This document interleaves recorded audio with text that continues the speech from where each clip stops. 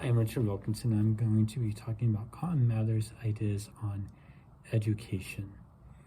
And to start, I want to give a little bit of a background on colonial education. And we know that the Puritans really pushed education. Cotton Mather came from that background. He really pushed education, but most of the colonists were actually really well educated. There's estimates that by 1776, about 90% of the colonists could read. And this was because for the colonists, learning the Bible, being able to read the Bible and learn from it was very important. And so religious leaders and government leaders both encouraged families to teach their kids how to read the Bible. And this made it where the colonists were very well educated, more so than in Europe.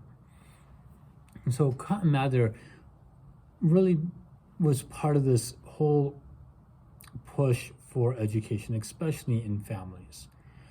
He was influenced by a couple of European thinkers, John Comenius, who focused on what I think we would call a student-centered approach. He didn't like rote learning, memorization, lectures, things like that. He wanted more of a conversational approach, reading books, holding like study groups, discussing what they read and learned. Auguste Hermann Frank was another influence on Cotton Mather, who focused on teaching piety, Christianity, and service to others.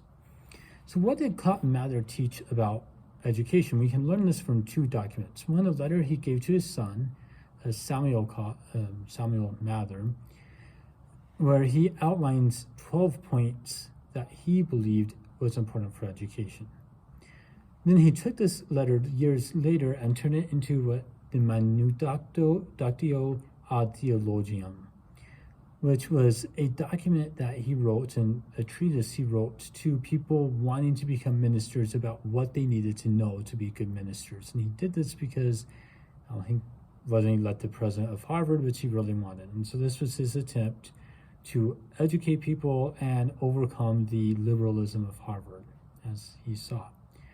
And so what he told his son in this letter and repeated in the Manuscriptio to those wanting to be ministers is this. He had 12 points.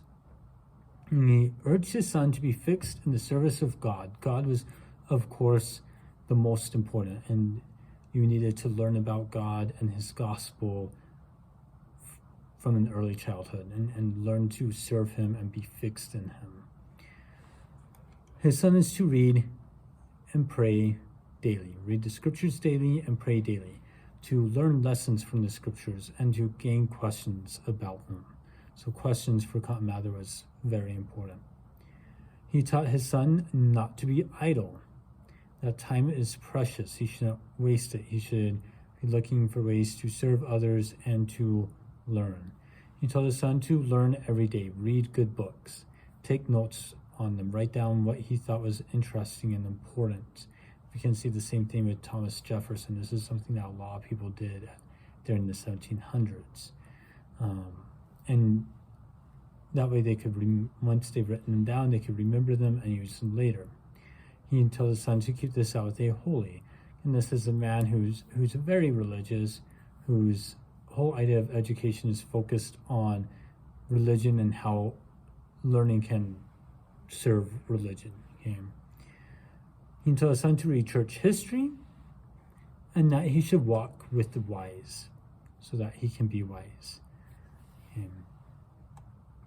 And so then he takes those teachings and he uses them in the Manuscriptio ad Theologiam to those wanting to be ministers, pretty much saying the same thing, but just adding on to it and focusing more on this German piety that gets from Frank in there. But thank you for listening. Have a great day.